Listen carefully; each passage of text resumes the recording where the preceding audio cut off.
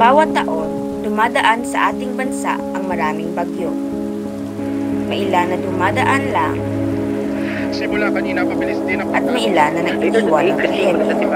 tropical storm as it moves northwestward over the Philippine Sea and reach severe tropical storm strength before making land.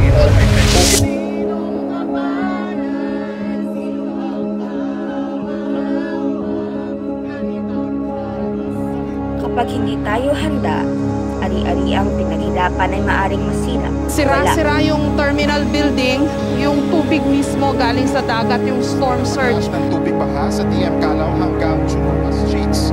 Gutter high naman ang tubig sa panulukan ng level natin labanan ang iba't ibang klase ng sakit, kagaya ng lactose. Buhay ng mga pamilya natin ang nakataya. Kung na lang ang natira, mga anak ko nawala na, pati asawa ko. Junil, mga anak mo wala na. Kaya, dapat nating maghanda.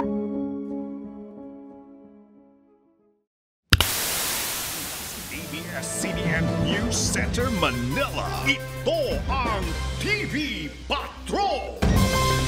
Naaasahan ang landfall ng Bagyong Krising mamayang gabi. Maging alerto po tayo sa mga posibleng pagbaha. Anak, kunin mo na yung mga flashlight at kamot, ha? Opo, Nay. Andito na rin yung ito at mga isang baterya. At kumuha ka rin ng tubig. Sige po, Nay.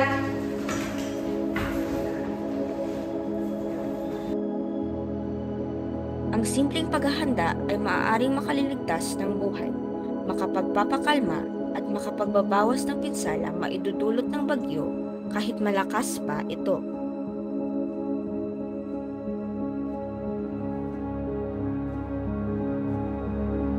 Sa panahon ng sakuna, ang pagiging handa at ang pagkakaisa ang ating lakas.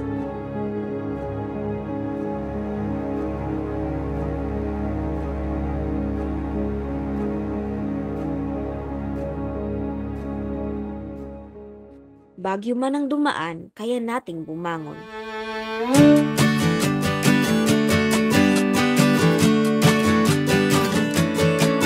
Huwag munang magsibalikan sa mga bahay mula sa evacuation center kung walang pang-abiso mula sa tamang mga ahensya ng gobyerno.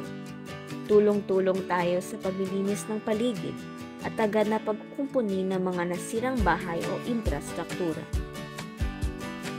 Basta tayo'y handa, mas maiiwasan ang malalagim na pangyayari at mababawasan ang tindi ng pinsala.